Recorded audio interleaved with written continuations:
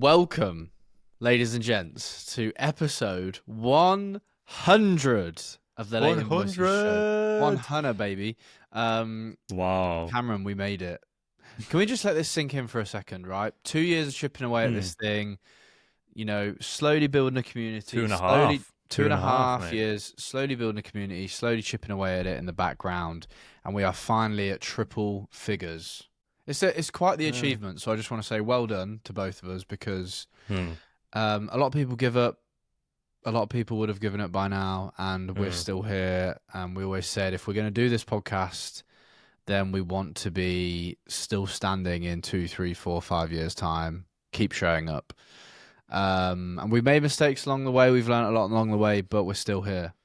And I'm proud of us. Well done.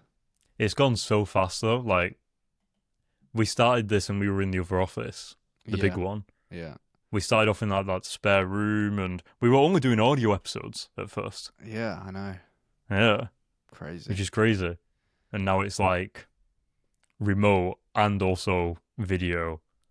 And also we got rid of the intro music. All sorts of stuff happened, mate. Lots has changed, folks. But anyway, today's a special one because it's our 2025 year review. It's a little bit of a Christmas special as well. As you can see, Cam's rocking his Christmas hat. I could not find mine. I don't know if I've still got one. But we have got some Christmas decoration around the video in the background. And I think that, we're going to do an episode kind of reviewing the year, asking some questions, what we love this year, what we could have done better, some learnings, some wins, some losses, and we're going to go into a little bit of a Christmas quiz, super simple, get to know us a little better, how our Christmas is going to look, and we'll be breaking for Christmas, guys. So after this episode, we'll be breaking, and then episode 101 will come out, I think, like first week of Jan or second week of Jan. So me and Cam are going to have a well-deserved few weeks off the pod, and I'm looking forward to it. It's going to be nice. So we can come back with some fresh batteries. Yeah. I feel like it's going to be so strange because when you're doing something consistently and then you stop, it's a bit like, do I have something to do like this week or something or today? And then you go, oh, there we go. It's also how we catch up, right? So we need to make sure we still speak to each other. Yeah. Yeah, I felt when we used to say to people, oh, why did you start the podcast? I'm like, oh, well, it's a good excuse for me and Matt to also catch up with each other all the time and stay in touch. And then also the other things, we weren't joking. Yeah, we were. Like, we literally do use this to catch up with each other before we start recording. So yeah, we have been speaking an hour already before this this call to give you an idea of that. So let's, I think, just dive straight into it, mate. I think so to open it up, warm things up. Let's go. I'm gonna ask you a few questions, and obviously we can ask each other. You can ask me back. But the first question I've got for you, Cameron, if you had to if you had to sum 2025 up in one word, what would it be? It would be for transformative. You. Transformative. Yeah. Oh, okay. Why do you say that? Oh, well, I was going to say that a little bit later, I guess, but okay. Obviously, let's leave it. Let's leave it. Okay. Let's leave it. We'll come on to it. Okay. Now let me ask you: if you had to sum up 2025 in one word, what would it be? Mine's very, very similar to yours. Just the word growth. Okay. Is what I put down. Out of 10, how would you rate this year work-wise and why? I've listed down a 9 out of 10 because of the reflections and the methods of how I work now are the foundation for what I believe will take me to the next level of my career going forward. That's what I've written down.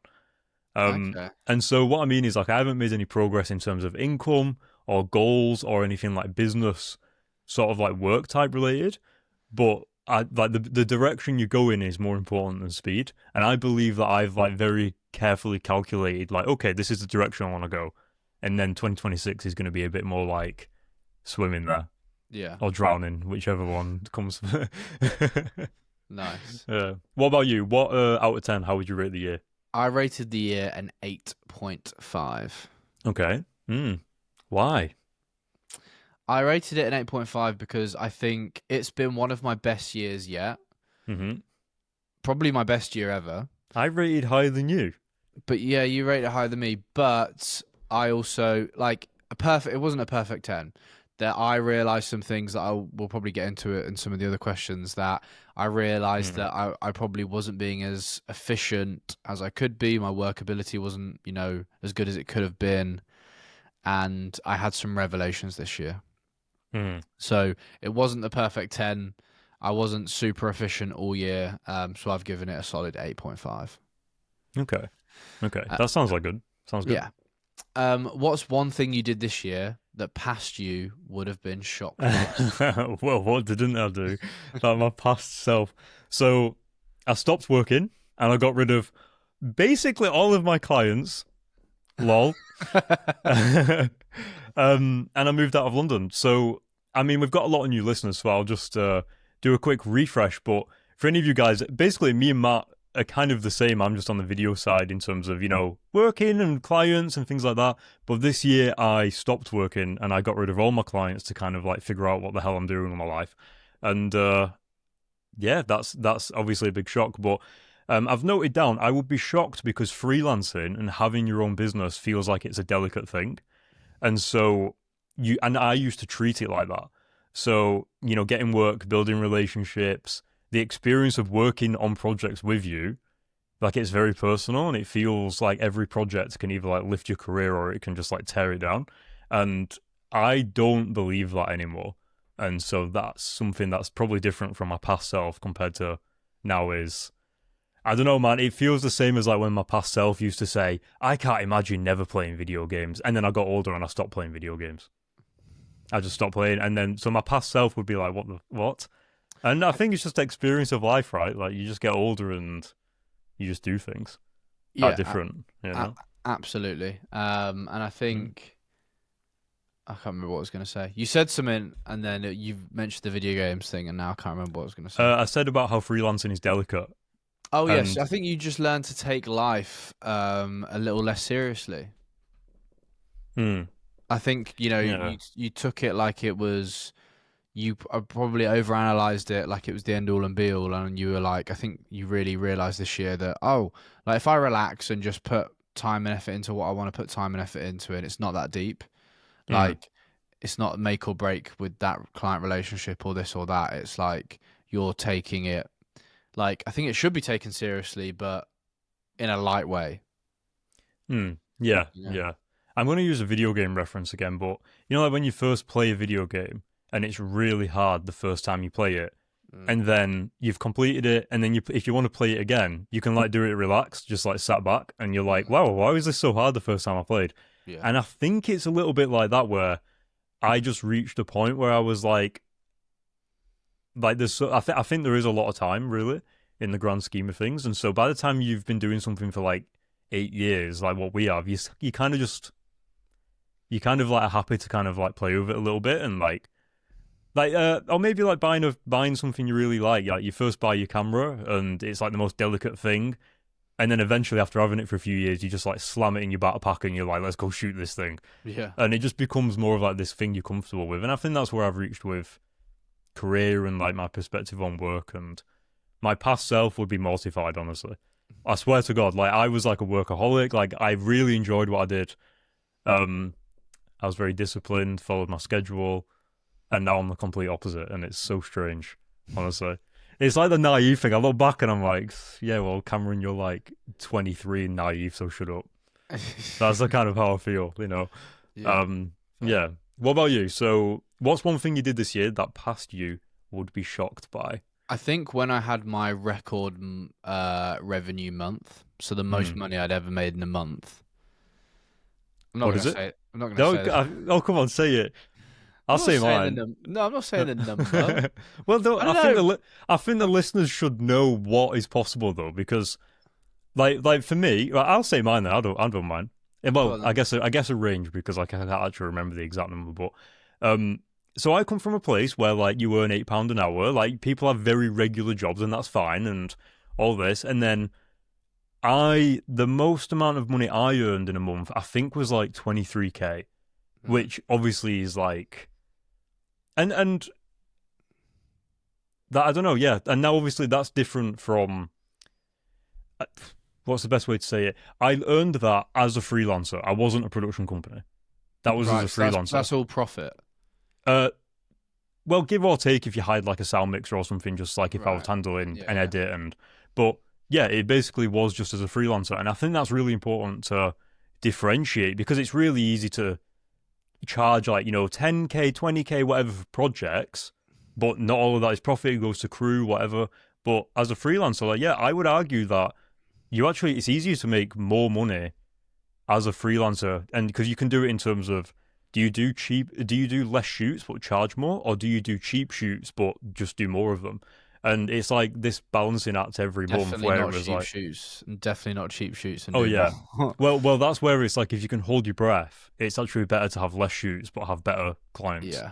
and charge So more. So, but yeah, but yeah, but like before you go into it though, I do want to say that that was an eye opener for me, like to know that and that's why I'm going back to freelance actually, because it's a lot easier to earn good money and also control things a little bit better. yeah. I So think so. very very similar amount to the amount you've just said. Okay, yeah, But I think telling me that last year, I wouldn't have believed you, and I'd have been super shocked yeah, or just past me at all, because I didn't think that was possible.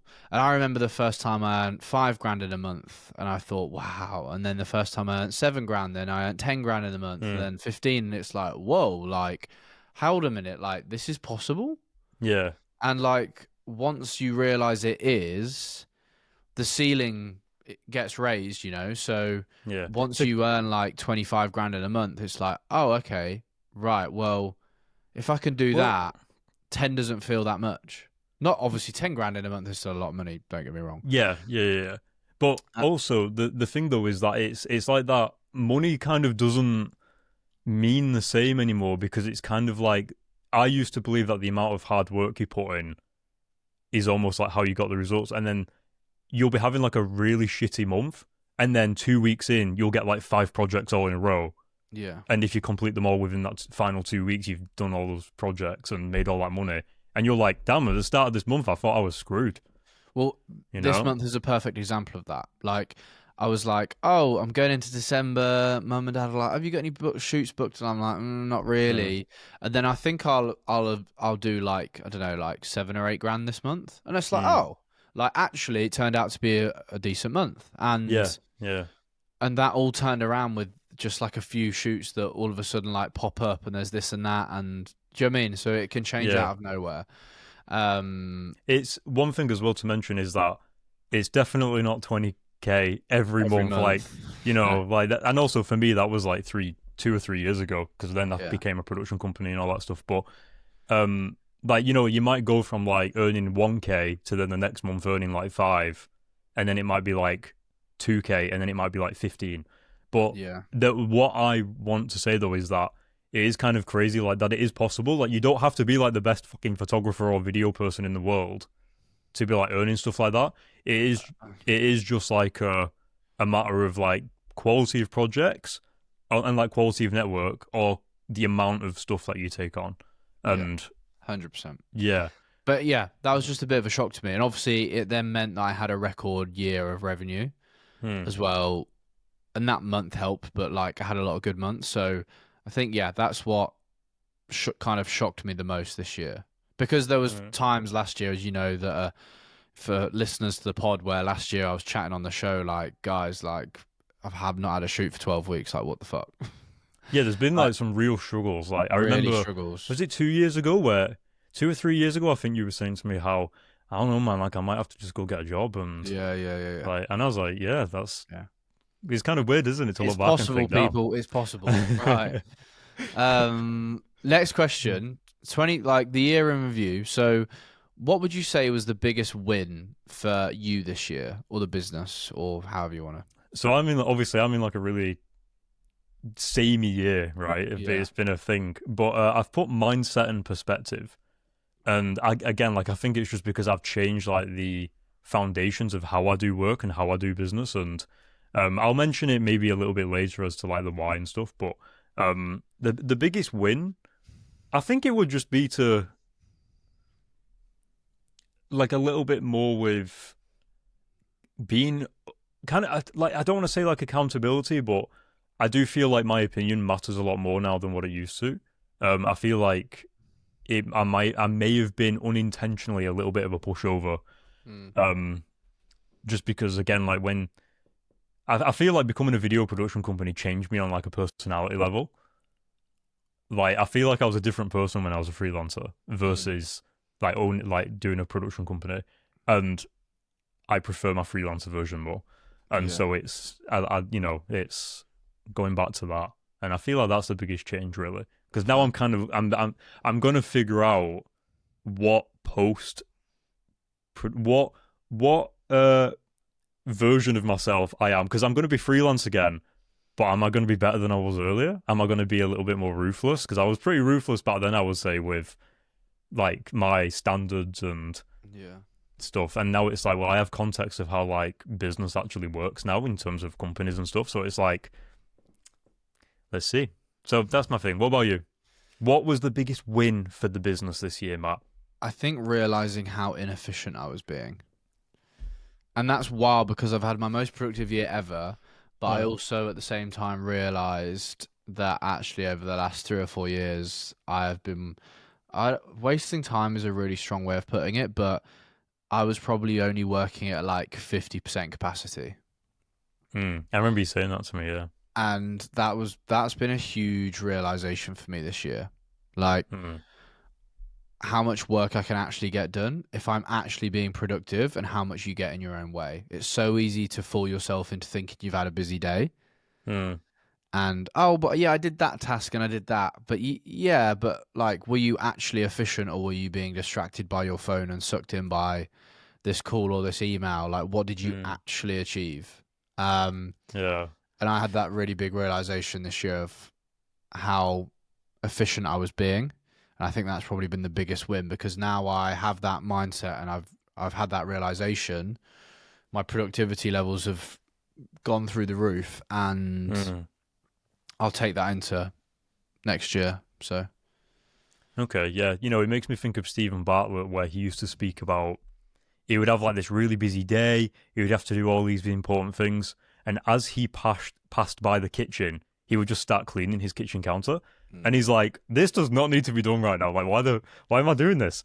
And so even he used to like, it was like productive procrastination or something like that. So much mental masturbation. Yeah. We like to call it. It's like, it's literally mental masturbation. It's like you convincing yourself you're being busy by replying to like these DMs, or like getting back and spending loads of time on this email, and, scrolling through Instagram to look for real ideas and stuff. And it's like you're being inefficient with the time you're giving for the value of these tasks. Yeah. That's a really good point, actually, yeah. I'm reading Dan Sullivan's book at the moment, 10x is better than 2x. And how to like 10x your life instead of 2x it. Like literally what it says on the front of the cover. Yeah, but it's very interesting because it says like 80% of the work you're doing is like not actually important, and there's 20% that really will give you a 10x jump in life, in your career. And for me, that's like coming out with outstanding shoot campaigns and like that kind of stuff. Whereas doing emails, editing, creating social content, whatever, like, is more the other 80% that can absolutely be outsourced.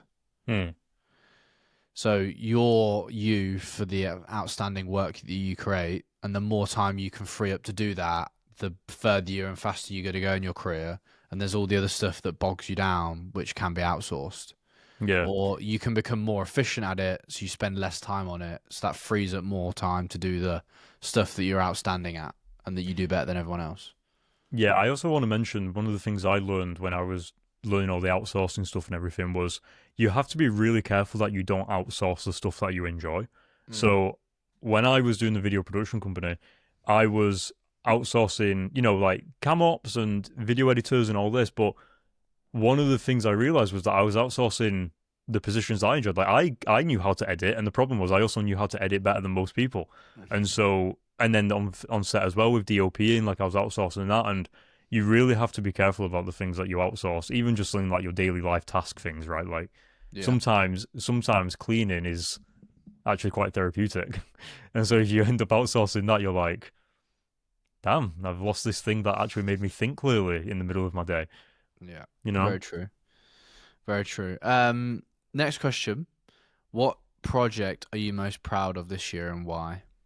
Oh, I was meant to pull this up actually. So the 3D Tesla project and this piston project.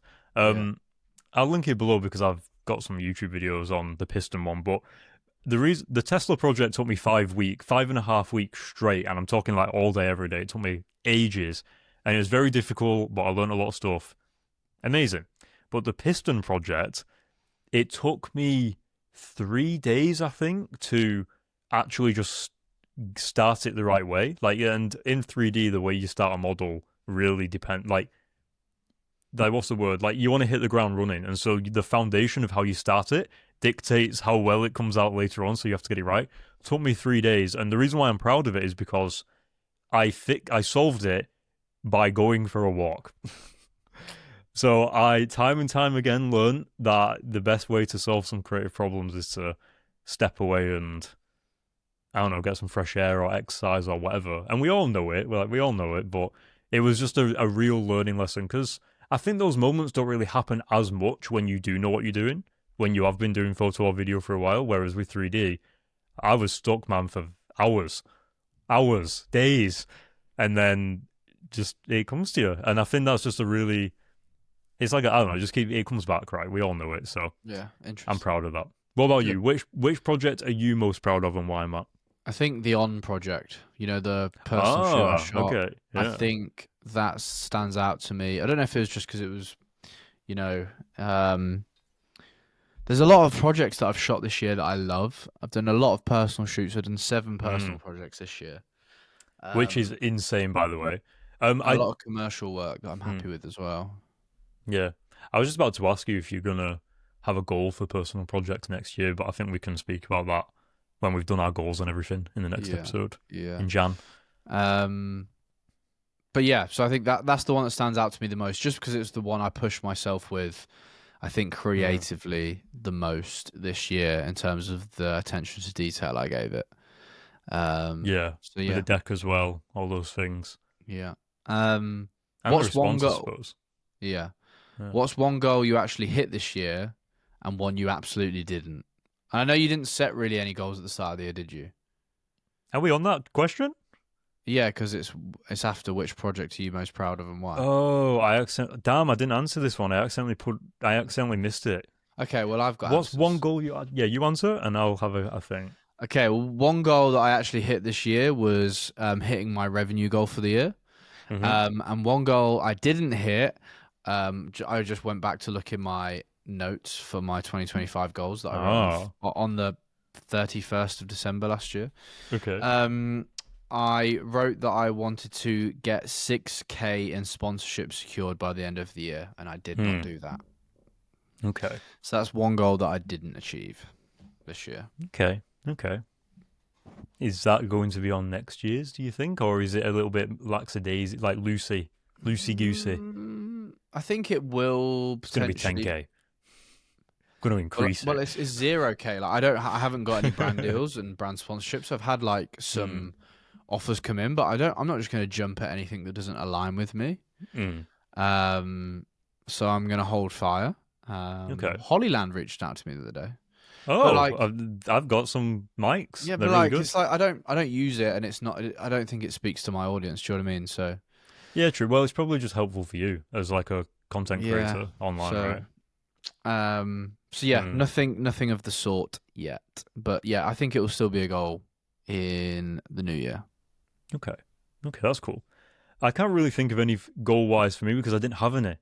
Yeah, my idea was to strip everything back. So, well, let me ask you this then: what was your favorite episode of the podcast you recorded this year, and why? Okay, so I've got 2 noted down. Oh, and I won't be able to say why in super detail because obviously I had to go through a lot of episodes. But I've got episode 14. If we started today, what would we do differently? That's what the topic of the episode was. And episode 14. 14, yeah. Well, that wasn't this year, but oh, sorry, I've got another one. Okay, Episode 96 from this year. Sorry. So let me start again. Episode 14 and episode 30 were my favourite episodes, just in general. Okay. But my one from this year is episode 96, Why You Should Never Compromise Your Creative Standards. That was the one where we went through that newsletter. That was a very good episode. Yeah, I really enjoyed that, and I really resonated with the information that we were talking about as well. So, yeah, if you haven't listened to it, episode 96, guys, go get it. That long ago. My favorite episode of the year was episode 71, and that was why you should shout louder about your work.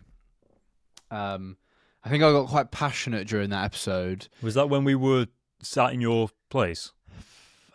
Was we sat at the desk? Yes, I think so. Yeah. I think so. Basically, I was just saying like how you should, we live in a world now where you should shout louder about your work, and why wouldn't you want to put yourself out there? And you have to, I think, in today's world. And I was obviously resonating with it a lot because I was putting myself out there and seeing things change, and I was just a big believer in it. And I'm just like, why not? Why not champion yourself? I don't know if it's a British thing. I don't think we're very good at it, but you should not be afraid to put your work out there and yourself out there and shout about it. And I think it's really, really important. I think we went over a few people like Tyler the Creator and stuff, and we talked on a few quotes and gave examples and stuff. But that's a great episode, and I think I left that episode feeling very motivated, and I think I had some messages from people that also felt the same. So I think that was my favourite one this year. Do you remember the Instagram guy that originally spoke about it? Where he was talking to camera? Yes, he was speaking about is the founder of Cortez, Clint, whatever his name is. It was him, I think. Okay. But yeah, it was. Go check that episode out. I think if you need some motivation about shouting about your own work, I think it's a good place to head. Yeah, and that's episode 71. Yes, correct. Yeah. Okay. Yes. What was your biggest L of the year, Cameron? What did I didn't note anything down because my entire year was an L. Well, it wasn't an L. Well, from like a business perspective, I didn't. Well, yeah, I didn't strive for. I was resetting everything, right? So, yeah. You just had some time off. The biggest L of the year, and what did it teach you? I mean, to be honest, the main thing that I've learned is like the boundaries thing, and I just think that I feel like the boundaries thing is like the most important thing, and I don't mean boundaries in terms of like business processes and systems. I mean like just as a person. Yeah. And there's been a few scenarios this year where I have pushed back, or I have basically spoke up when I used to want to be professional. I've instead just flat out refused and said like, nah, like that just doesn't make sense. Why would I do that? And I've got my way by doing that, and it's like, wow, So I think that's what I've learned. Okay, is to kind of like have boundaries. Fair. Yeah. What about you? What is your biggest L of the year, and what did it teach you? My biggest L, I think, was the London Camera Division T-shirt launch did not go as well as I thought it was going to go. Oh, okay. That was a big L for me. It made me realise like what my audience does want. And that taught me a lot about my own personal brand and the following I'd built. And for context, so I released London Camera Division. It's still a fun side project. I'm still going to be working on it and chipping away in the background. But in my head, I thought it was going to go way better than it did. It still went okay, but nowhere near as well as I thought it was going to do. And it made me realize, like, what does my audience actually follow me for? And then I posted that example. I gave an example shoot deck on my story, and it got like 360 downloads like that. And I was like, oh, okay. Like, this is what my following want. It's like that industry insight and all that kind of stuff. So a little bit of insight for those listening. So I saw that, took that, and realized that actually for my personal brand, and I've been doing a lot of mentoring over the last 2 years, and I was going through my invoices recently and realized like how much of mentoring was actually taking up my time. It was all well and good, but it was becoming very time consuming. So I was like, I want to increase my mentoring prices, and instead create a digital product that's accessible for people that's built off the framework of my mentoring. So very soon we'll have something called the Photographer's Toolkit, and in that there's going to be a example shoot deck.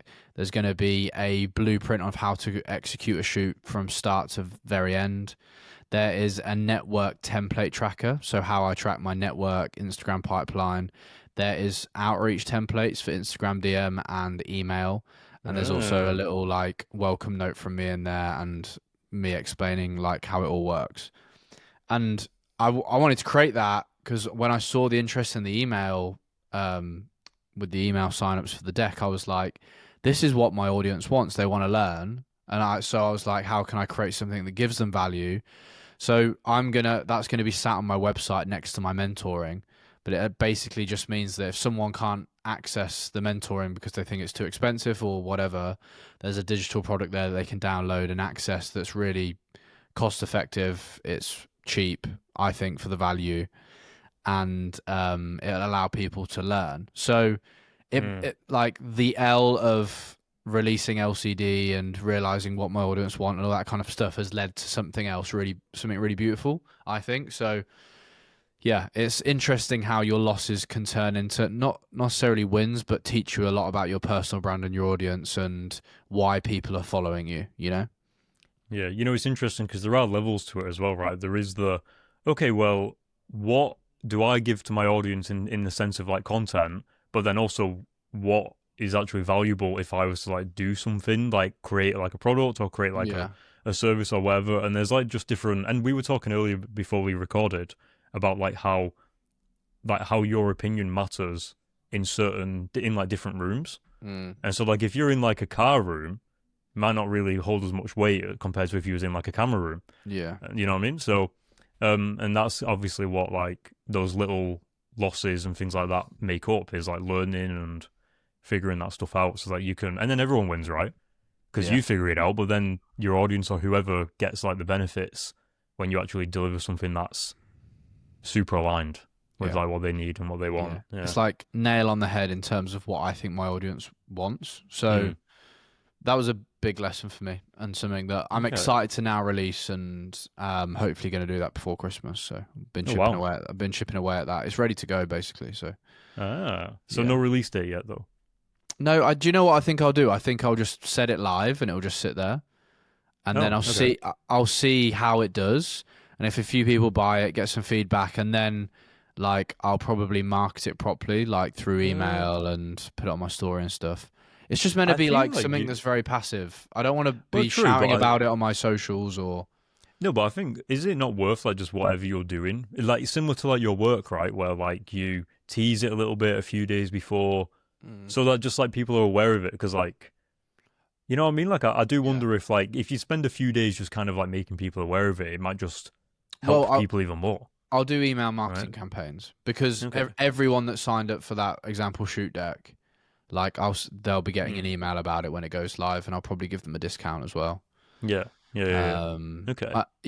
So keep your eyes peeled for my story, or it'll be a link in my bio for sure. So okay, cool.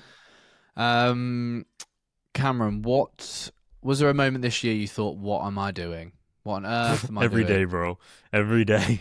I thought you might have a few. I've put, though, it's mainly been with how I'm spending my time and attention. And I don't know, second guessing yourself. Well, it's just become very clear to me, like, what's actually worth my time and what's not, and I actually feel it, and I used to force myself through things, because I used to think, oh, right, working hard, no, you got to do this, like, this is it. And now I'm a little bit more like, if I don't want to do it, I'm just not going to do it. Like, fuck it. Like, honestly. And then it allows me to spend time on the things I am actually interested in. Yeah. And that's it. And that's been... You've basically just got really, really clear. You've had a lot of clarity. I feel like that's something that we both got since we both left London. Just like insane clarity on what it is we want to do, don't want to do, what we want to achieve and what we don't want to achieve.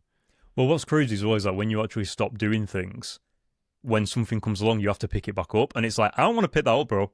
No. I don't want to be picking that shit up.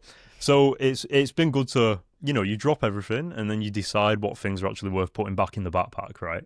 Yeah. And it turns out there's very little. Fair. But yeah, so the question was there a moment this year that you thought, what on earth am I doing? Yeah, just every day. My entire year has been like that. Matt, what about you? Was there a moment this year where you thought, what on earth am I doing? Yes, but in the sense that like I'm wasting time. I don't know. This year it's partly self-imposed, which I think is partly quite unhealthy, but there's been a real sense of urgency and panic to be like, get a move on, time be ticking. What on earth are you doing? Crack on, work, create this career for yourself, build this personal brand, create outstanding work, grow yourself as a photographer, like all this kind of stuff. And it's like, what am I doing? Get on with it. Like, it's that urgency. So they're the only times where I've been like, what on earth am I doing this year? But it's more in the sense of kind of shit, I'm wasting time, Yeah, I feel like that's a natural self-improvement thing as well. Like the first thing to go to is like, how am I spending my time? Like, did you stick to your schedule as much as you do now, like in the past? I didn't really have one. I was very like, I wasn't unproductive, but it'd be like cool. I'd be a bit more relaxed about like, when I wake up, and I'd go for a walk and be like, right, what am I going to do today? And just like amble your way through the day and do like two or three tasks maybe. Whereas now it's a lot more intentional, knowing what I want to achieve. And there might be, 15 tasks on the task list, but they could be as small as post that reel, post that story, to edit that entire shoot. But there's just a lot more intention, I would say, behind everything, Yeah. And it was interesting. I realized in like a mentoring session the other day I was doing with my mentor that I was basically I was waiting for the feeling of progress to arise before I could take action. Oh, say that again, please. So you wait for the feeling of progress to arise before you take action. So it's like if you don't feel like you're making progress, feel like it's harder to take action, and you almost wait for that feeling of progress to arise before you actually take any action. So yeah, it's like expecting to see the results from the work that you didn't put in. Yeah. Yeah. So yeah, I realized that. And I was also putting a lot of pressure at being at my desk was stressing me out. Like, if I was sat at my desk, had to like place all this pressure to do like loads of work and be super productive. But actually, this is a creative space. So if I want to sit in the corner and read a book and have a chilled experience in here, and also not do any tasks and just see what comes to me creatively and brainstorm, like just taking the pressure off and approaching it with a lot more lightness. Yeah. Yeah, that reminds me of like if you was to schedule a time to be creative, and it's like that doesn't work that way. Yeah, exactly. Doesn't work that way. You might be driving and suddenly you'll have the best idea of your entire life, and you'll have to swerve onto the opposite side of the road to get home and shit. Yeah. Like, No, it's very interesting. Okay, we are nearly at the end of the 2025 review. Can you tell me, Cameron, if you could redo one decision from the year, what would you change? I've listed down I would be direct and honest sooner. Whilst it's always uncomfortable, I respect myself more, regardless of the outcome. And again, like it's just in line with the rest of my year and the rest of the stuff we've been talking about. There's not really a particular decision, but I do think if I was in this place last year, then everything would have been like way easier. Like there's definitely things I don't know, yeah. I don't know, yeah. That's the thing. I don't really have too much. Yeah, I'm going to say there's nothing I would redo because I think every decision has led to me to learning. Yeah, exactly. Yeah, very cliche, but there's not like an outlier. I can't think of a specific thing, yeah. Okay, last one I'm going to ask. I'd probably catch up on Stranger Things earlier because right now it's great, isn't it? I just watched season 4 with Steph. Oh, wow. So I've seen everything up to season 4, where season 5 starts. Yeah. And Steph hadn't, and I was like, and she's seen like 1 and 2 ages ago, season 1, season 2, season 3, and I'm like, where can we start where like you don't have to watch fucking everything. Yeah. And it was season 4, and it was phenomenal. It was like the Infinity War of Stranger Things. Mate. It's so good, mate. Season 5, I've watched half of it. It's so good. Okay, I haven't seen any of season 5 yet. I've got to wait for Steph to come back in 3 weeks because she's gone to visit her family. So yeah, 3 weeks. I'm on my own for 3 weeks, guys, on the podcast. So whilst you're listening, just know that I am so alone here. When your partner goes away, it's like a different world, honestly. Yeah. This is when you realise Cameron has no friends. Yeah, like when when this podcast ends, Matt's gonna hang up, and I'm just gonna be like, just there on my own with my monitors. Just imagine it. All right. I've got one last question for you. Oh no, wait. You need to. Oh wait. Okay, yeah. We started talking about Stranger Things, but yeah. I've got one last question. What's one big, slightly scary goal for 2026 that you almost don't want to say out loud? Come on, give me a good one. Just give me something top of your head. What do you want? I wrote Think big. This is big, but not in like a business sense. It's just okay. Go on. I'm leaving behind the considerations of other people. Ooh. And more integrity into the craft and the project. And I think part of that was also as well like what new boundary you've mentioned as well. So I also put a new boundary is to only do it if I'm genuinely interested, whether it's work or lifestyle. And I think, it's so difficult to say no to projects. Like everybody wants to say no to projects. Like, oh, you don't need the money or put yourself in this position. It's like, mate, it is so hard to say no to projects just in general because like you're also eager to create and you're eager to do stuff. But yeah, the main thing is leaving behind the considerations of other people. I do not give a flying I'm not going to say it, but honestly, like I'm just so done with. I feel like it will bring out my actual authentic self, creative self. Fair. And I'm excited for that. And obviously, when we go into 2026, I'm going to be doing 3D, and I'm going to be starting to lean more into that. Me and Steph are thinking of doing an edit colorist duo team up thing. Ooh, okay. So when we do video projects, we want to handle all the post production, but we'll be able to do that together, and it will keep it as us. Like I'm not going to be outsourcing or anything like that. Yeah. So that might be quite fun. Sick. So yeah, that's what I mean. Obviously, I do consider other people. That sounds quite bad out of context, but yeah, like I just mean just be a little bit more like if something Put isn't working. First. Exactly. Yeah. Yeah. What about you, man? What's one thing you're leaving behind in 2025? Oh wait, was that your thing? No, you said. Oh, sorry, you've. I didn't have. Yeah. I've skipped a couple. Yeah. Oh wait, sorry. Yeah, that was the same thing. I said the same thing for that goal. Yeah. So the big, slightly scary goal for 2026 that you almost don't want to say out loud, and I put triple my revenue. Triple. 3 times that bad boy. What's the range? Like, don't give us like a range where we can figure out what it is. But is it like 200 to 400? Is it 100 to 200? What's the 200 to 400? Okay, right. Which is going to be hard, right? Okay. It's going to be hard, but I'm determined. I have a rough idea. I think I'm starting to unlock the parts of my brain that will allow me to do so. So let's see. Okay, yeah. And I want a nice Porsche.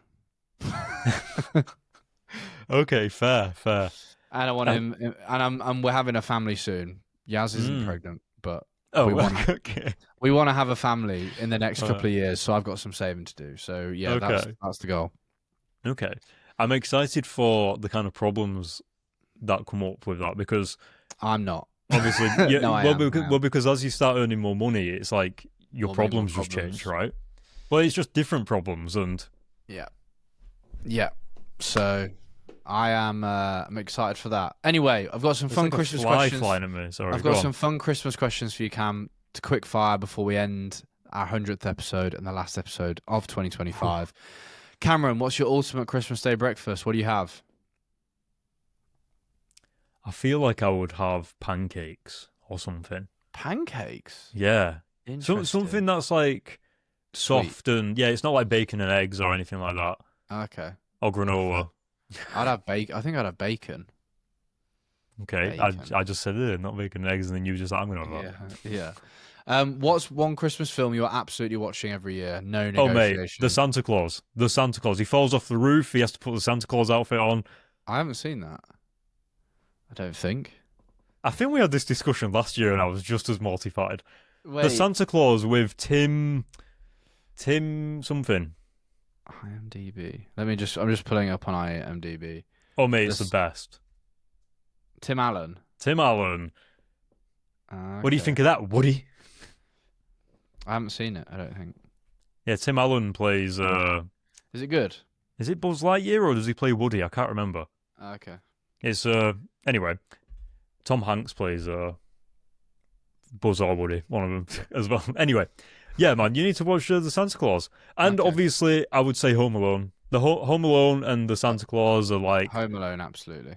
Yeah. I would... Arthur Christmas is my favourite animated Christmas film. I did watch that. See, I watched that last year because you said that to me. It was good, no? Yeah, it was great. Yeah. I told you about the Santa Claus last year. You hadn't done anything. Also, Klaus with a K, that won... Oh, wait, I think I watched that as well. Yeah, that won like an Oscar or a BAFTA or something. Yeah. Phenomenal film. Phenomenal. Again, another animated film. Sorry, I just heard a bang and I'm like, it's getting pretty windy out there. Like we were talking about the storm earlier. And I'm like, oh, yeah, it's not. Banging. And then also, I think I watched The Family Stone the other day. That's a great film. The Family Stone. It's quite sad, but it's based around Christmas. Okay. Anyway, what is... Oh, and The Grinch. I need to watch The Grinch. The newer one, though, not the old one. The animated one. Okay, yeah, I've seen that. I watched that one on Netflix. Yeah. Yeah, I watched that one last year. Also, I also like The Family Man with Nicolas Cage. That's based around Christmas. It's not really a Christmas film. Oh, it is a Christmas film, actually. Technically. What's the best Christmas present you've ever received? God, man, this is a deep one for me to remember off the top of my head. The one that stands out to me most is me and my two brothers when we got a Xbox 360 and we got Call of Duty 5 World at War that had the zombies. Mate, and you just reminded me. Yeah. We played that shit for weeks and weeks, and it was the best Christmas present we ever got. That was great. Wow. That one vividly stands out in my brain. I think we got a Nintendo Wii as well when we were younger. That one, and Wii Sports, we played that for so long as well. Yeah. But I'm not going to lie. Yeah. I think I got an Xbox 360 for Christmas as well, and I would say that's the best. Yeah. I don't remember what games. I remember the games for the original Xbox that I got.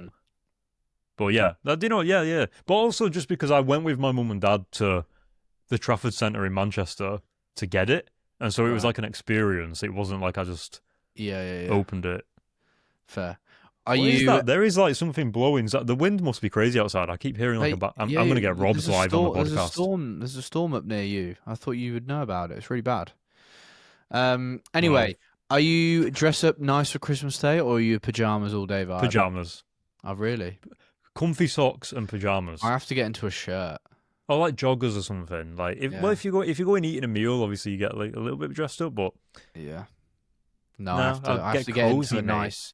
I have to get into a nice shirt and something smarter. But so this year I'm going to Yaz's family on Christmas Day, and then we're going to my older brother's place on Boxing Day. So we're having like 2 Christmas days with like spending it with Yaz's family and then all of my family on Boxing Day. So I'm looking forward to that. And obviously now I've got like 2 nieces now, so it's going to be fun having like young ones, you know. Yeah. Oh wow. I think we'll go around to my parents because they only live like down the street, so we'll have some Christmas dinner there. But I also ordered Steph's Christmas presents today. Oh. And I'm not going to say because she'll probably listen to this podcast. Yeah. But yeah. What's your ideal Christmas Eve? Is it a big night out or a cozy night in? I feel like 50-50 on this. I've had Christmas Eves where I've gone out to the club with my mates, and then there's also the ones where it's cozy. But obviously, I'm 100% just going to spend it. I enjoy spending it with my girlfriend. Oh wait, Christmas Eve, she's not here. Okay, damn. What am I going to do? Holy shit, I'm just going to have to spend it with my mum and dad. I'm going to have to go over there and just... Yeah, you will. Yeah, in front of the fire, Christmas movies on. Because my mum and dad live down the street, I don't have any Christmas decorations here. What's the point? Because I'm just going to be... I mean, like, I'll probably put some in this room, but, like, I'm not going to buy a whole Christmas tree when Steph's not here, and also, I'm not really too bothered. So, all the Christmas decorations there, fire, Christmas movies... music. We had Santa Claus on his sleigh come down the street the other day. Oh, did you? Hell yeah. Yeah, it was good. And last question: if money and time weren't an issue, where would you spend Christmas one year? I think like in a really big snowy cabin in like the Alps where you could go skiing and it's all snowy and you can have a fire and you have everyone in a chalet. Oh, that'd be really good. Yeah, that's basically what I would say. I was going to say with the Northern Lights as well. Oh yeah, somewhere in like Yeah. Iceland or Alaska or yeah. Norway. Nice. Well, Hmm. Merry Christmas, everyone. I know you'll be hearing this like 2 weeks before Christmas, but we're signing off for the year. So we hope you have an amazing Christmas. And also, I think we both just want to say a massive thank you for everyone that listened to the show this year. Yeah.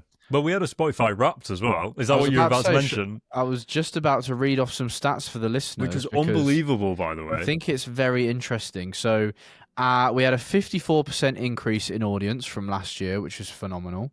We had a 345% increase in new audience from last year. Crazy. We had an 82% increase in the number of followers from last year.